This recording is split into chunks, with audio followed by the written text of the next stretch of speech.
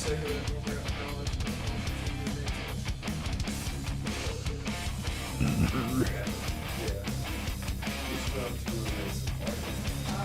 Live on YouTube.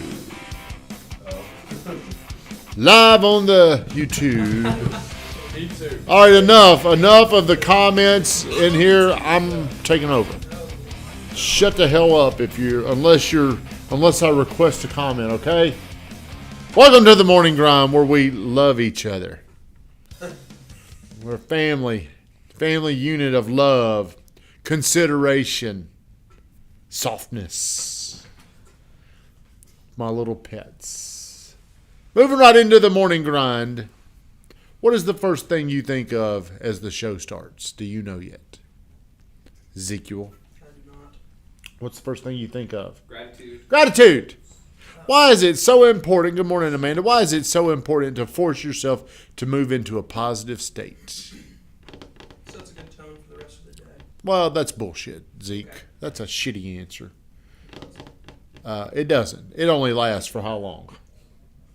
60 seconds. 60 seconds, okay? As soon as the 60, we can come in here and think very positive for 60 seconds and not have one positive thought the rest of the day. Especially if you're around me. I'm just kidding.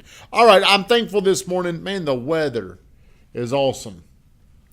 Are you thankful for that? You get ridiculed when you're thankful. I went out and I played golf yesterday. I'm thankful I got to play, but that was the worst round I've ever played in my life. And what I'm saying was a bad round. My back hurt, my knee hurt, and my big toe hurt. And I think it's because of these shoes. I think it's my toenail. See that? Do you see that hole in there? Yeah, I think that's why. That big toe's hurting. The toenail's gotten stuck in there. So I'm thankful I got to go out there. I played with John, Jack Jones, Gabe Frazier. We had a good time. I laughed. It was funny. I didn't even lose my cool, but I had some shots, Edward, that I'd hit from me to you. Oh, man. That's not good. That was terrible. But I was just in so much pain. I couldn't turn, couldn't hit the ball. It was. I did hit some good. I actually did hit some good, like 100 and in shots. Didn't have to swing very hard. So I'm very thankful. Moving right along, I'm not even going to ask what y'all are thankful for, but I am going to ask y'all these questions because Josh is 21, you're 23, you're 30, right? Yeah. And you're 22. 21. Hello, Hayden. What is it that what's the one thing you wish you knew about money? What is this? What do you think? What if you could just figure this one thing out at your age? Even your age, Ed, you might feel like you're old, but you're not. What is the one thing you wish you knew about money? How to get more of it? How to get more of it. Ooh, I like that. Well, we're going to talk about this. There's 3 things you need to know about money. Do you know them, Josh? Caught you napping.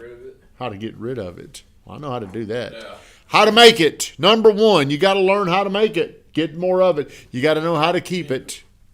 And you got to know how to multiply it. What do you wish you knew? Start with you. Kicker, place kicker. Multiplying. You wish you knew how to multiply it. I wish I knew how to keep it. How to keep it. How to make it. How to make it. How to keep it. See, y'all's focus is wrong unless you're one place right now. You only need to know how to make more of it. You don't need to know how to multiply it. You don't need to know how to keep it. You don't need to do that until you get to an income threshold to where there's enough money that you can keep and enough money that you can multiply. The secret is raising your income. Like Andre, he's on here. He's getting to that level to where he's keeping it to multiply it. There's one thing I would have focused on so much sooner in my life is all my focus should have gone, how do I make more money?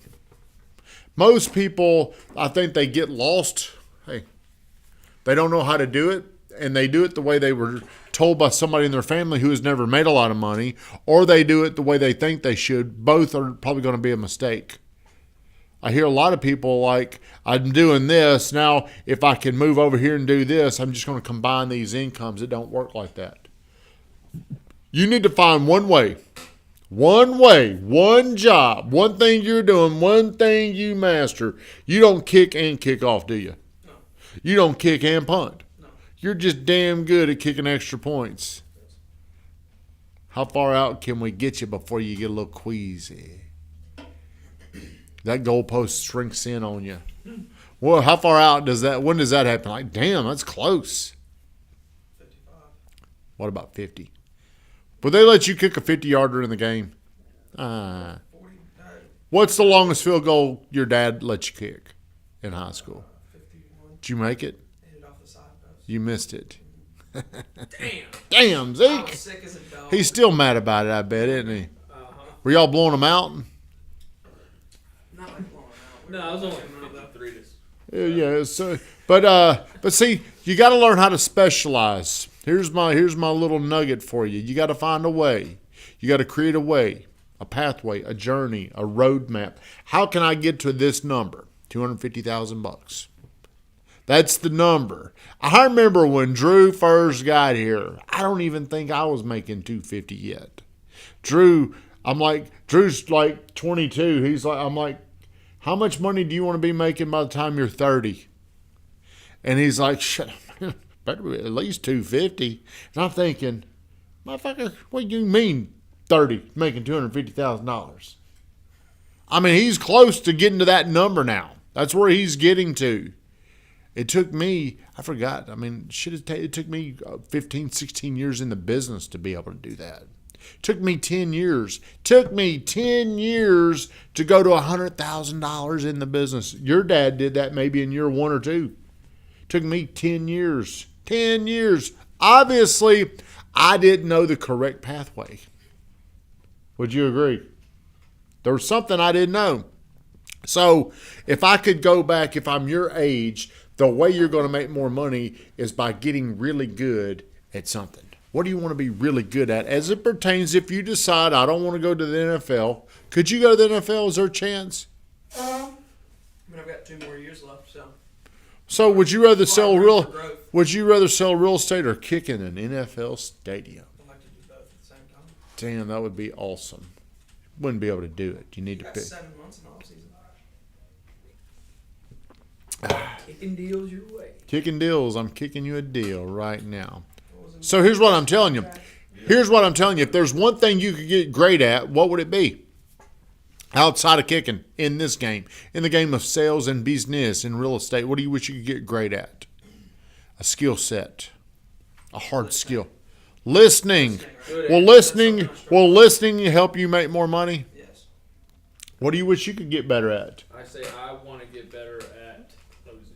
Closing. You. Assuring. Okay. You over there. Speed. Slow ass Ed. Got to get faster. Here's what I wish I could do at this point is how could I create more qualified leads? What would it be like instead of having 100 leads a month come in here? What if we could somehow multiply that number? What if I could get great at that? Imagine how many people would want to come work over here if we could create 1,000 leads a month. Hayden says promoting and marketing. If you want to make more money, you got to have more people in your pipeline. So if there's one, that's what we're going to talk about when we're off here. We're going to talk about how to copyright. Because Ed, you can call 100 people in a day, but how many people could you send out an email that might get their attention? Thousands. Somebody might respond. See, we're thinking like no offense to the Amish, we're behind the times. We're thinking like the Amish.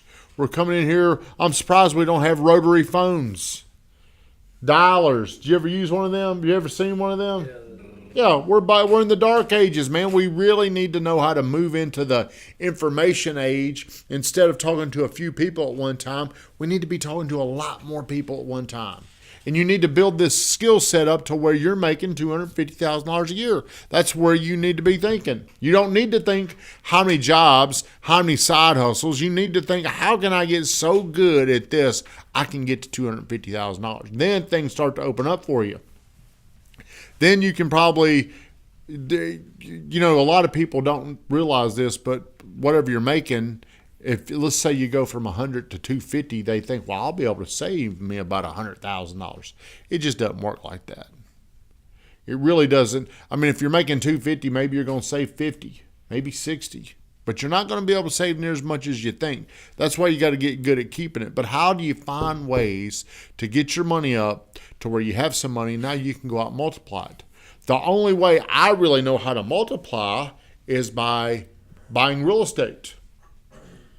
And I could show you. So, like, if you bought a house, let's just do the math, Josh. You bought a house, and let's say you put 3.5% down on a 350. 350 times 0.035, you put down $12,500. Okay, so the house is 350. In 5 years, let's just say the house went to 405. What percent did you make of your money? A lot. What? 7.5. Is it 7.5%? Is it? So we went from 350 to 405, right? So that'd be 55,000 divided by 12.5. You did over 400% on your money. Close. Very close. Do you see what I'm saying? You put 12.5 into this deal. Now you've got 55 given back to you in the form of equity. Most people just don't understand how to multiply their money because too often they won't let go of their money to put somewhere for it to grow like that. The leverage. That depends on the rate. Well, in this situation, it didn't. Drew, it was just we went from 350 to 405. That's $55,000. Now, we could do some fuzzy math to make it cloudy, but over the last 2 years, by buying real estate, I think just by the things that I've owned, not doing anything, it's multiplied over $1 million. And I haven't done anything. I haven't put any money into it. I've actually got somebody else paying it. I'm not even doing anything. So if there's one thing you need to know about money, unless you're making enough money, you need to know how to first make more.